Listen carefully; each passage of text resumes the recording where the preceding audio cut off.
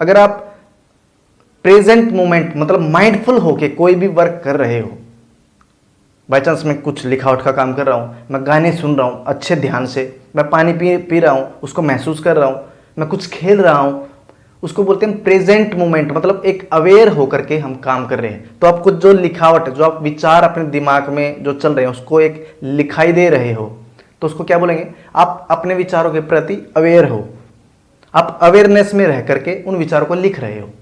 तो इससे आपकी अवेयरनेस मतलब जागरूकता आपके अंदर आना शुरू होगी। हे ब्रदर, कैसे हो आप सब? उम्मीद करता हूँ बेहद अच्छे होंगे। तो आज का टॉपिक्स हमारा इमोशंस के ऊपर, नेगेटिव इमोशंस के ऊपर, कि हमारे अंदर नकारात्मक विचार जो हैं वो लगातार चलते रहते हैं। इससे मैं कैसे निजात पाऊँ, या फिर मेरे को पता ही नहीं चलता कि ये नकारात्मक फीलिंग्स जो हैं ये क्यों चलती रहती है, इसका कोई रूट कोज मेरे को आज तक नहीं पता चला। सर मैं जब कहीं बैठता हूँ लगातार ऑटोमेटिक मेरे अंदर है ना नेगेटिव फीलिंग्स चलती रहती है, मैं किसी को देखता हूँ नेगेटिव फीलिंग्स ऑटोमेटिक चलती रहती है, पर मेरे दिमाग में पता नहीं चलता कि वो कौन सा विचार है जिसकी वजह से मैं दुखी हूँ। दोस्तों आज मैं बता दूँ, जिस तरह चाकू के बिना सेब नहीं कटेगी, उसी तरह इमोशंस विचारों के बिना आएंगे ही नहीं। जब हमारे अंदर इमोशंस चलते हैं, कहीं ना कहीं आपका थॉट आया है, बस हमें पता नहीं चलता कि वो थॉट कौन सा था। और इसकी जड़ क्या है? Over thinking. क्योंकि ओवर थिंकिंग के कारण ही हम उस थॉट तक नहीं पहुंच पाते, जिसकी वजह से ये फीलिंग्स स्टिमुलेट होना शुरू होती है। मैं अभी बता रहा हूँ, जब भी कोई इमोशंस जुड़ा होता है वह थॉट से जुड़ा होता है। जब आपके अंदर ऐसा लगता है कि नहीं यार मेरे अंदर है ना नकारात्मक फीलिंग चलती रहती है, तो भाई साहब वो थॉट्स की वजह से आई है। कई बार है ना इमोशंस इतने गहरे आते हैं आपके दिमाग में, तो हमें वो इमोशंस हमारे थॉट को बाईपास कर देते हैं, हमें पता ही नहीं चलता कि हमारे अंदर कौन सा थॉट आया था।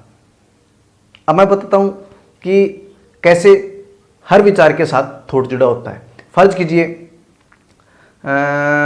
आपको किसी अच्छे शहर या फिर किसी अच्छी कंट्री में घूमने का आपका सपना है, और आप कल्पना करना शुरू कर दीजिए। आप थोड़ा सा 1 मिनट के लिए लेट करके उस कंट्री के बारे में थोड़ा सा सोचो, आपके अंदर वैसी ही फीलिंग आना शुरू हो जाएगी।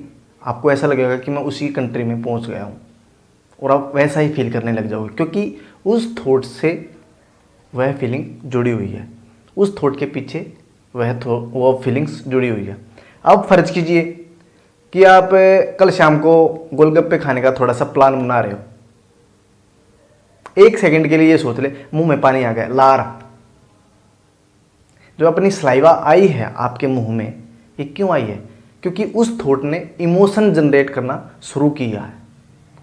अब फर्ज कीजिए आपको ऐसा लगेगा कि आज मैं घर पे जाते ही मेरे मम्मी पापा मेरी पिटाई करेंगे। ये पिटाई का जो मतलब जो थॉट आया है पिटाई का, उसके अंदर इमोशन कैसा आएगा? खुशी का थोड़ी आएगा, डर का इमोशंस आएगा। तो मतलब कहीं ना कहीं कोई भी विचार आप सोच कर के देख लीजिए, उसके पीछे कहीं ना कहीं कोई इमोशन जुड़ा होता है। तो सबसे पहला पॉइंट ये। दूसरा ये कि इमोशंस बहुत सारे आते क्यों हैं, नेगेटिव फीलिंग हमेशा चलती क्यों है? भाई साहब मैं अभी बता रहा हूं कि जब भी कोई फीलिंग्स आती है उसके पीछे कहीं ना कहीं थॉट का हाथ होता है। उस थॉट्स को इसलिए नहीं पहचान पाते क्योंकि हमारे दिमाग में लगातार ओवर थिंकिंग चलती रहती है।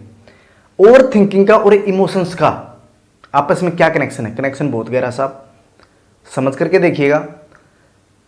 फर्ज कीजिए कि आपके अंदर लगातार इमोशन चले हुए पर पता नहीं थॉट कौन सा है। इसके पीछे ओवर थिंकिंग कैसे काम करती है, सुन थोड़ा सा सुनना। कि जब आपके दिमाग में ओवर थिंकिंग का मतलब यही हुआ, वर्डों से ही समझ जाना। ओवर मतलब ज्यादा, थिंकिंग सोच, कि ज्यादा सोचने वाली ओवर थिंकिंग। अब ज्यादा क्या हुआ कि बहुत सारे विचार आपके दिमाग में लगातार चलते रहते, बहुत सारे। और मैंने आपको बताया था हर विचार इमोशन से जुड़ा होता है, और जब बहुत सारे विचार आपके दिमाग में लगातार चलते रहते हैं तो बहुत सारे विचार आपके दिमाग में और आपकी बॉडी में इमोशंस भी तो जनरेट करेंगे। हर विचार इमोशंस लेके आता है। तो ओवर विचार ओवर ही फीलिंग्स लेकर के आपके शरीर में स्टिमुलेशन मतलब नकारात्मक फीलिंग शुरू कर देती है। ओवर थिंकिंग क्यों पैदा होती है? क्योंकि ओवर थिंकिंग जब पॉजिटिव हो तो हमें कोई दिक्कत नहीं, सहज महसूस करेंगे। ओवर थिंकिंग अगर नेगेटिव हो तब हमें महसूस होता है कि साला कुछ ना कुछ दिक्कत है। तो बहुत सारे जब ओवर थिंकिंग वाले विचार आते हैं तो बहुत सारी फीलिंग भी हमारे अंदर जनरेट होना शुरू होती है। तो जब बहुत सारी नेगेटिव थॉट्स हमारे दिमाग में चलते रहते हैं तो हमें पता नहीं चलता कि कौन सा थॉट हमारे दिमाग में आया और ये इतनी गंदी फीलिंग हमारे अंदर स्टार्ट करवा देता है। हमें फीलिंग्स तो कहीं ना कहीं महसूस हो जाती है क्योंकि हम फील कर पाते हैं, बॉडी से पता चल जाता है कि आज थोड़ा सा गलत फील हो रहा है मेरे को, पर वो थॉट ये इमोशंस बाईपास करवा देते हैं। इतने गहरे इमोशंस आना शुरू हो जाते हैं, हमें पता ही नहीं चलता कि इसके पीछे कौन सा थॉट था। और ओवर थिंक के कारण तो पता ही नहीं चलता क्योंकि 20-50 थॉट 70 थॉट अगर दिमाग में एक 2 मिनट में लगातार चलते रहते हैं तो हमें पता कैसे चलेगा कि कौन सा थॉट है जिसके पीछे ये इतनी गंदी फीलिंग हमारी जुड़ी हुई होती है। तो दोस्तों, कहने का मतलब ये है, जब आपके अंदर नकारात्मक फीलिंग चलती है तो इसके पीछे थॉट्स का ही हाथ होता है। अब आते हैं उपचार के ऊपर कि भाई साहब आपने ये तो बता दिया कि इसके पीछे थॉट्स का हाथ होता है, अब इस हमारे अंदर लगातार चलती रहे तो हम करें क्या? तो दोस्तों, इसका एक ऐसी चीज बताऊंगा, अगर उसको फॉलो किया बहुत अच्छा महसूस करोगे। आपको लगेगा कि यार मैं तो हल्का हो गया बहुत। और 1 महीने का चैलेंज देता हूं, अगर 1 महीना 1 घंटा भी प्रैक्टिस किया तो इसके इफेक्ट कितने अच्छे होंगे अभी बताता हूं। सबसे पहला, अगर आपको लगे लगातार नेगेटिव फीलिंग चलती रहती है पर विचार का पता नहीं कौन सा आता है, तो भाई साहब कॉपी पेन लेकर बैठो, 1 घंटा अपने आप को दो। अगर आप कॉपी पेन लेकर के बैठोगे, इसके 3 बहुत बड़े फायदे होंगे। सबसे पहला, ओवर थिंकिंग से निजात, अवेयरनेस बढ़ेगी आपकी। तीसरा यह है, जब आपने वे जो विचार लिखोगे कॉपी पेन लेकर के जो आपको तंग करते हैं उनको करेक्ट करना आप शुरू कर दोगे। तो ये 3 बहुत बड़े ऐसे फायदे आपको मिलेंगे अगर आपने इसको अच्छी तरह फॉलो किया। आप डिप्रेशन में जाने वाली जो घातक बीमारी होती है उनसे 40 से 50% आप क्योर हो सकते हो। तो दोस्तों, जब भी आप कॉपी और पेन लेकर के बैठो, सबसे पहले आप लेट के बैठ के किसी भी एंगल से कॉन्शियस एफर्ट आपको ये डालना है कि मेरे दिमाग में विचार क्या चल रहे हैं। बस बैठ के आराम से मनन करते रहो या फिर देखते रहो अपने दिमाग में कि सबसे पहला विचार, इसकी जो जड़ है कहां से शुरू होती है और लास्ट तक इसका अंतिम विचार है वो कौन सा हो सकता है। ये दिमाग में बिठा के या अपने मन में बिठाकर इस तरह की प्रैक्टिस आपको करनी होगी। इसका सबसे बड़ा इफेक्ट ये पड़ेगा जब आप कॉपी पेन लेकर के बैठते हो और ये विचार करते हो कि कौन सा वो नकारात्मक विचार है जो मेरे अंदर थोड़ी सी गिल्ट फील करता है, तो आप सहजता से महसूस करोगे। सबसे पहला विचार तो ये था भाई साहब, आप लिख डालोगे कि साला ये विचार था, मेरे को गर्लफ्रेंड छोड़ने का थोड़ा डर सता रहा था कि वो छोड़ के ना भाग जाए या कभी कुछ रिश्तों में कुछ बौखलाहट ना आ जाए। इस तरह का विचार आपने पकड़ लिया और लिख डाला। फिर दूसरा, कभी मैं फेल ना हो जाऊं, फ्यूचर में मेरा क्या होगा, अतीत में ये हो गया था। इस तरह के विचार आपने लिखे। इससे होगा क्या कि जब ये 4-5 विचार आपने इसमें लिखे, 15-20 मिनट 25 मिनट आपने लगाया, तो बस आपको 4 ही 5 थॉट मिले 15 से 20 मिनट के अंदर।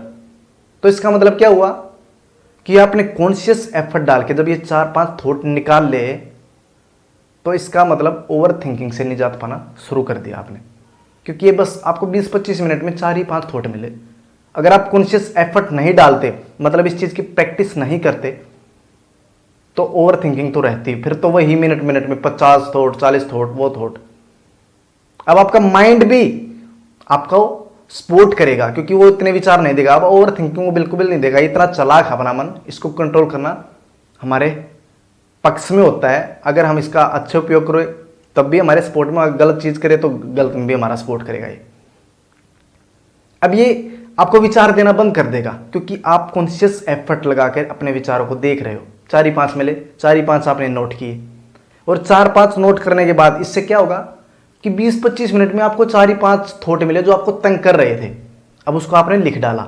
सबसे पहला, इससे ओवर थिंकिंग कम होगी, क्योंकि विचार ही नहीं आएंगे तो क्या दिक्कत है भाई, मत आने दो। हम तो यही चाहते हैं कि विचार फालतू के आए ही ना। दूसरा, कि जब आप ये चीज लिख रहे हो कि मेरी गर्लफ्रेंड छोड़ गई, मेरा ये हो गया, मेरा वो हो गया, मेरे को फ्यूचर की चिंता सता रही है, इन चीजों से क्या हो गया, आपकी अवेयरनेस बढ़ रही है। जहां पर आपका फोकस एक जगह पर लगा होता है सर जी, उसको बोलते हैं अवेयरनेस। अगर आप प्रेजेंट मोमेंट मतलब माइंडफुल होके कोई भी वर्क कर रहे हो, बाई चांस मैं कुछ लिखावट का काम कर रहा हूँ, मैं गाने सुन रहा हूँ अच्छे ध्यान से, मैं पानी पी रहा हूँ उसको महसूस कर रहा हूँ, मैं कुछ खेल रहा हूँ, उसको बोलते हैं प्रेजेंट मोमेंट। मतलब एक अवेयर होकर के हम काम कर रहे हैं। तो आपको जो लिखावट, जो आप विचार अपने दिमाग में जो चल रहे हैं उसको एक लिखाई दे रहे हो, तो उसको क्या बोलेंगे, आप अपने विचारों के प्रति अवेयर हो।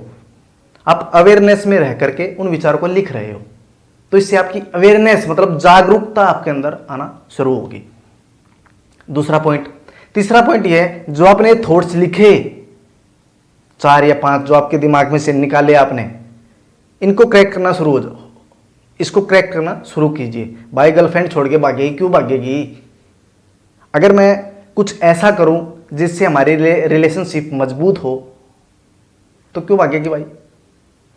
मैं अपने रिश्तों को मजबूत बनाने के लिए वो एफर्ट्स डालूंगा जो आज तक किसी ने नहीं डाले। तो उससे क्या होगी, एक होप पैदा होगी कि हाँ, मैं कुछ ना कुछ एफर्ट्स डाल रहा हूं जिसकी वजह से हमारे रिलेशनशिप मजबूत होगी। भाई मैं फेल क्यों हो जाऊंगा? अगर मैं अच्छे तरीके से अपनी स्किल को सुधारूं, या फिर मैं पढ़ने के लिए बैठूं, अगर मैं आज 2 घंटे पढ़ रहा हूं, मैं कल को 4 घंटे पढ़ूंगा, तो भाई साहब होप पैदा होगी। होप ये पैदा होगी कि पक्का पास होगे, तो फ्यूचर की टेंशन भी खत्म। तो ये जब आप विचारों को लिख करके उनका सॉल्यूशन करना शुरू करते हो तो बहुत सारी बीमारियां निकलती है आपकी। आपको पता चलता है कि हाँ, ये इसकी जड़ थी, ये इसका रूट कोज था जिस पे मैंने अटैक करके उसमें से अच्छाई निकाली और वही मेरे काम आएगी। तो दोस्तों, इसके 3 कारण ऐसे बताए मैंने आपको जो आपको थोड़ा सा निजात दे सकते हैं।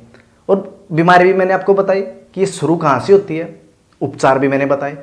अगर आप इसको बारीकी से 1 महीना 1.5 महीना लगातार फॉलो करोगे तो माँ कसम पक्का ठीक हो जाओगे, और खुद ही महसूस 10 से 15 दिन में आपको होने लगेगा। तो दोस्तों, उम्मीद करता हूँ वीडियोस अच्छी लगी होगी। इसी तरह का कंटेंट अगर आप चाहते हो तो कृपया लाइक कीजिए, शेयर कीजिए और कमेंट करके बताना कि अगला टॉपिक्स क्या चाहिए या फिर किसको क्या है, उसमें थोड़ा सा कमेंट करके मेरे को बता दीजिएगा। तो मैं पक्का कोशिश करूँगा कि अच्छी से अच्छे तरीके से मैं आपको समझा पाऊँ, क्योंकि ये मेरी थोड़ी सी शुरुआत है। तो दोस्तों, आज के लिए बस इतना ही। मिलते हैं किसी नेक्स्ट वीडियो के साथ, तब तक के लिए थैंक यू सो मच।